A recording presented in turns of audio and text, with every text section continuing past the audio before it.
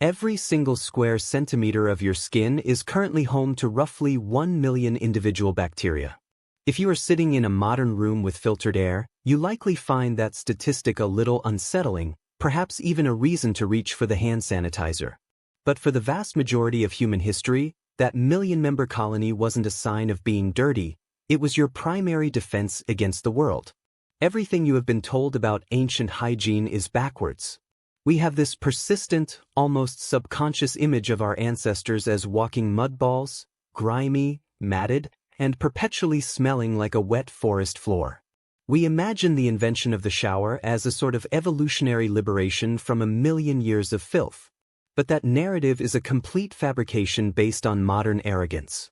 The reality is that if you took a modern office worker and dropped them into a Paleolithic camp, the modern person would likely be the one with the most dangerous skin. Our ancestors didn't just stay clean, they maintained a sophisticated biological equilibrium that we have spent the last century aggressively destroying with surfactants and alcohols. They didn't have your bathroom cabinet, but they had a deep understanding of how to manage the shell of the human body. This shell is the starting point for dismantling the first great myth, that being clean is the same thing as being sterile. Modern hygiene is a scorched earth policy.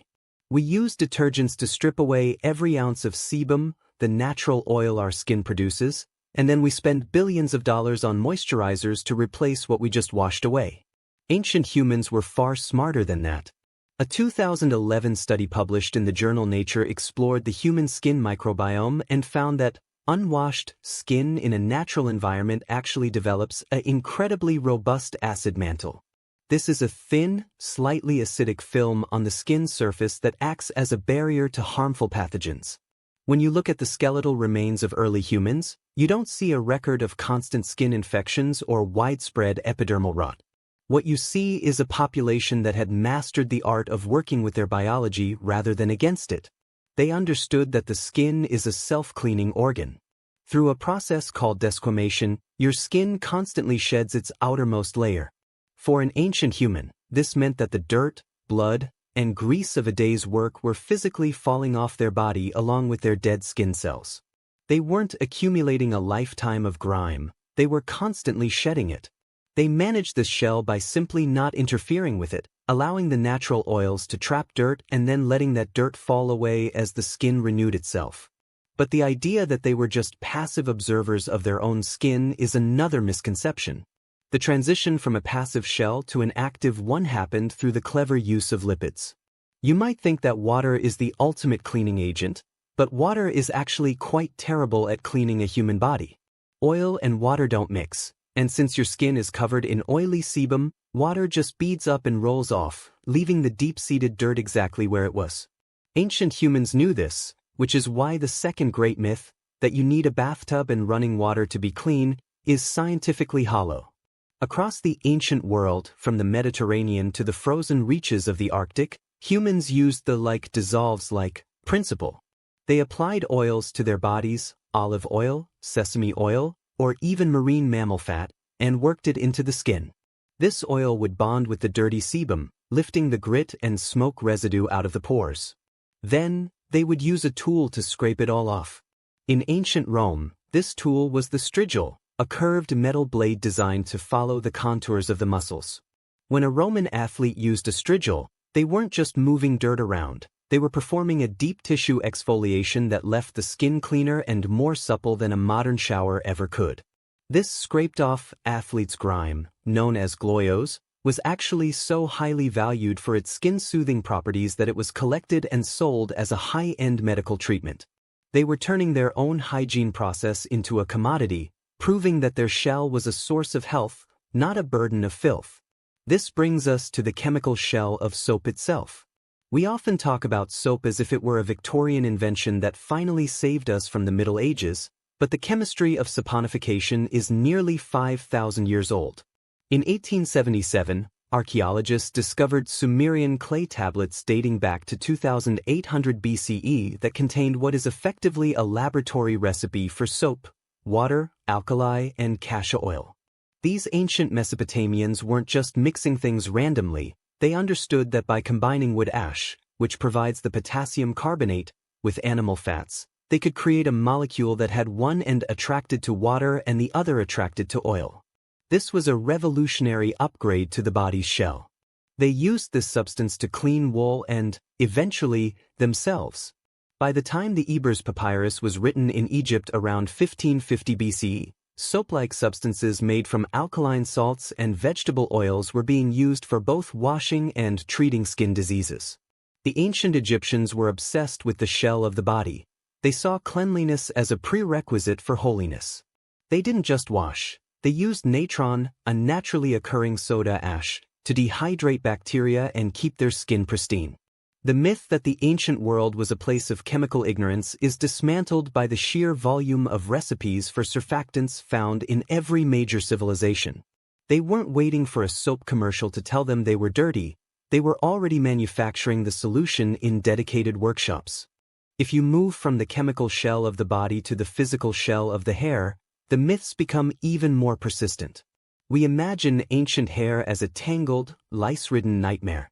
While parasites were certainly a reality, the idea that humans had no way to manage their hair is objectively false. Many cultures used plants that were naturally rich in saponins, compounds that create a soapy lather when agitated. The soapberry tree, or sapindus, was used across Asia and the Americas for millennia. When you crush these berries and mix them with water, they release a surfactant that is gentler on the hair than any modern sulfate-based shampoo. It cleans the scalp without stripping the protective oils that prevent hair from becoming brittle and breaking. In South Asia, the use of shikakai, a powdered bark, provided a pH-balanced cleaning method that kept hair healthy in intense heat and humidity. Furthermore, the social shell of grooming was a core part of human interaction. Just as our primate ancestors spent hours picking through each other's fur, ancient humans used fine-toothed combs made of bone, wood, and ivory to mechanically remove debris and lice. Archaeological sites from the Neolithic period onwards are littered with these combs, many of them incredibly ornate. Grooming wasn't a private chore done in a locked bathroom. It was a communal ritual that reinforced social bonds while maintaining the physical integrity of the hair's shell. However, no part of the ancient shell is more misunderstood than the mouth. We have this image of ancient people with blackened, rotted stumps for teeth, but the archaeological record tells a completely different story. Before the widespread adoption of agriculture and the subsequent explosion of processed sugars in our diet, human teeth were remarkably healthy. If you look at skulls from the Mesolithic period, you see dental arches with almost no cavities and minimal wear beyond what you'd expect from a high-fiber diet. But they didn't just rely on their diet to keep their teeth. They used a tool that modern science is only recently beginning to fully appreciate: the chew stick. Specifically, the Salvadora persica tree, also known as the miswak. This isn't just a twig, it is a sophisticated, all-in-one dental care system. When you chew the end of a miswak branch, the fibers fray into a brush-like structure, but the real magic is in the chemistry. The World Health Organization has formally recognized the miswak as an effective oral hygiene tool because it contains high concentrations of fluoride, silica to act as an abrasive, and vitamin C. Most importantly, it contains trimethylamine and various alkaloids that have powerful antibacterial properties. A study published in the Journal of Periodontology found that the miswak was actually more effective at reducing plaque and gingivitis than a modern toothbrush because it delivers its own medicine directly into the gums. Ancient humans weren't suffering through toothaches in silence. They were using a biological shell for their teeth that provided a level of protection we still struggle to replicate with synthetic pastes. The shell of the body eventually expands into the shell of the environment. Specifically, how ancient societies managed waste.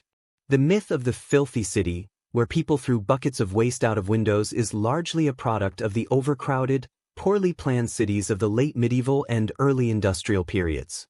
It is not an accurate reflection of ancient urban planning. If you look at the Indus Valley Civilization, which peaked around 2500 BCE, you find the Mohenjo-Daro site. This was a city designed around a shell of sanitation. Almost every house had a dedicated bathing area and a latrine that connected to a sophisticated network of covered brick sewers. These sewers used the force of gravity to carry waste out of the city, with specialized manholes for maintenance. The Great Bath of Mohenjo-daro was a massive, bitumen-sealed tank that served as a communal cleaning facility. This wasn't a primitive attempt at hygiene. It was a civil engineering masterpiece that many European cities wouldn't equal for another 4,000 years. Even in ancient Rome, the Cloaca Maxima was a massive subterranean sewer that kept the city's waste from contaminating the living spaces. They understood that the collective shell of the city had to be managed just as carefully as the individual shell of the person. They built public latrines where citizens would sit together and use a shared sea sponge on a stick, known as a tersorium, which was kept in a bucket of salt water or vinegar. While the idea of a communal sponge sounds horrifying to a modern viewer, the use of vinegar, a potent acetic acid, was a remarkably effective way to kill many of the pathogens that would otherwise cause an epidemic.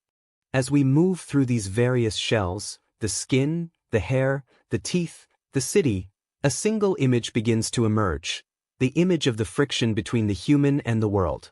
We tend to think that hygiene is about removing that friction, about making ourselves as smooth and sterile as a piece of plastic. But for ancient humans, hygiene was about managing the friction. It was about knowing which oils to keep and which to scrape away. It was about knowing which bacteria were your allies and which were your enemies. This friction is best seen in the way they handled smell. The modern myth is that everyone in the past smelled like a dumpster. But ancient people were, if anything, more sensitive to smell than we are because they lived in a world where scent was a primary source of information. They used perfumes not just to hide bad smells, but as a form of social and spiritual signaling. In ancient Egypt, kifi, a complex incense made of raisins, frankincense, myrrh, and honey, was used to scent the home and the body. In ancient India, sandalwood paste was applied to the skin to cool the body and provide a lasting, pleasant aroma. They didn't want to smell like nothing. They wanted to smell like something specific, something that signaled health, status, and divine favor. The stink of the past is a myth born of modern nose blindness.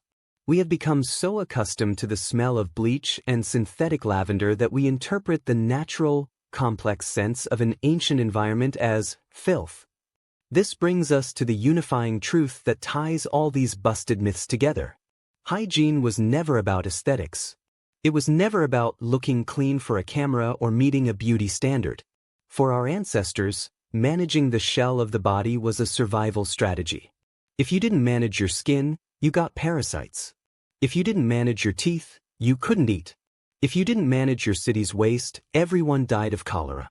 They weren't dirty because they didn't have a shower, they were clean because they had to be. Their methods were different because their environment was different. They used mechanical scraping instead of chemical stripping. They used antibacterial twigs instead of plastic brushes. They used the chemistry of wood ash instead of the chemistry of petroleum. But the goal was the same: to maintain the integrity of the barrier between the self and the world. When we look back at them and see only grime, we are actually looking at our own misunderstanding of biology. We are the ones who have created a world of superbugs and antibiotic-resistant infections by being too clean in all the wrong ways. We have stripped away the natural shell that protected us for 1,000,000 years and replaced it with a fragile, sterile bubble that breaks the moment a new pathogen arrives. The friction between the body and the environment is where life happens. Ancient humans understood this better than we ever will. They didn't see dirt as an enemy to be annihilated. They saw it as a component of the world that needed to be managed. They moved through their lives with a level of physical awareness that we have traded for convenience. Every time a Roman athlete scraped his skin, he was feeling the exact state of his body's health. Every time a Sumerian soap maker mixed a batch of tallow and ash, he was engaging in a chemical dialogue with the materials of his life. They were not victims of their environment, they were the masters of it.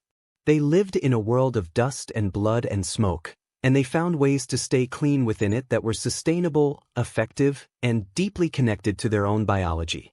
The myth of the filthy ancestor is a comfort we tell ourselves to justify our own disconnected lifestyles. It allows us to feel superior while we sit in our climate-controlled rooms, scrubbing away the very oils that are meant to keep us alive. Think back to those 1,000,000 bacteria on your square centimeter of skin. For an ancient human, those bacteria were a part of the family. They were the frontline soldiers in a war that never ends. When you wash them away today with your antibacterial soap, you aren't just getting clean, you are disarming yourself. You are making your shell thinner and more vulnerable. The people who lived 10,000 years ago didn't have the luxury of being vulnerable. They had to be robust. They had to be resilient. And their hygiene reflected that. It wasn't about a pleasant scent or a soft lather. It was about the cold, hard reality of staying alive in a world that is always trying to eat you. They didn't stay clean because it felt good. They stayed clean because it was the only way to win the friction. When we consider the incredible complexity of the Indus Valley sewers or the chemical precision of a 3,000-year-old soap recipe, we have to ask ourselves who the primitive ones really are. We have more tools, certainly. We have more water pressure and more colorful packaging. But do we have a better understanding of what it means to be a biological entity in a physical world? The ancient humans who used oil and metal and ash didn't need a manual to tell them how to be clean. They had the evidence of their own survival. They had the health of their teeth, the resilience of their skin, and the success of their cities. They didn't live in filth. They lived in a different kind of cleanliness, a functional, biological, and communal cleanliness that we have largely forgotten. We have traded the strigil for the loofah, the chew stick for the plastic brush, and the communal bath for the private cubicle. We have gained privacy and convenience, but we have lost the connection to the very shells that define us. The image of the dirty, ancient human is a mirror that reflects our own fears. We are afraid of the dirt, afraid of the bacteria, and afraid of the smells of our own bodies. We use hygiene as a shield to hide from the reality that we are animals made of meat and oil and bone. Our ancestors didn't have that fear because they couldn't afford it. They embraced the friction. They worked with the grease and the ash and the sweat because they knew that those things were the markers of a life being lived. They didn't want to be sterile, they wanted to be whole.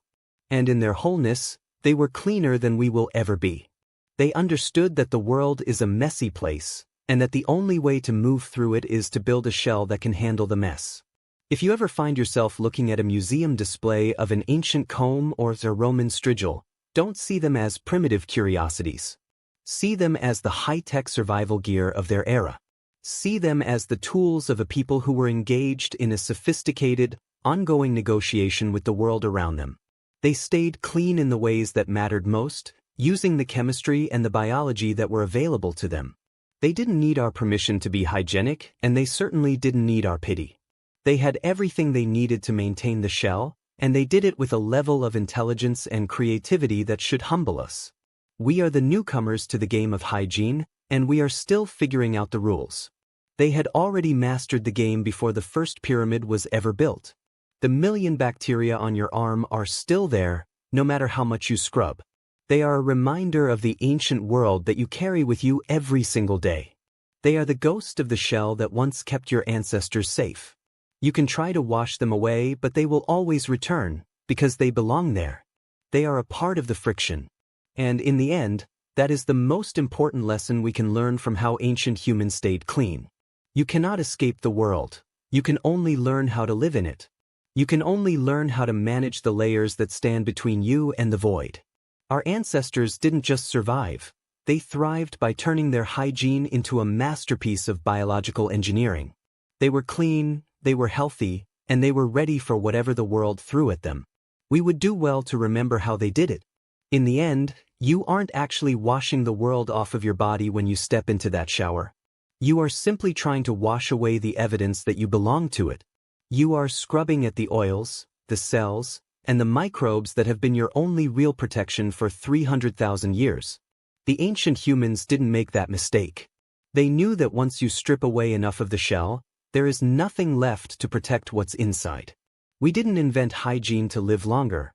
We invented it so we could stand to live with ourselves. They lived with themselves just fine, and they did it without ever needing to hide from the dirt. They were clean because they were a part of the world, not because they were trying to escape it.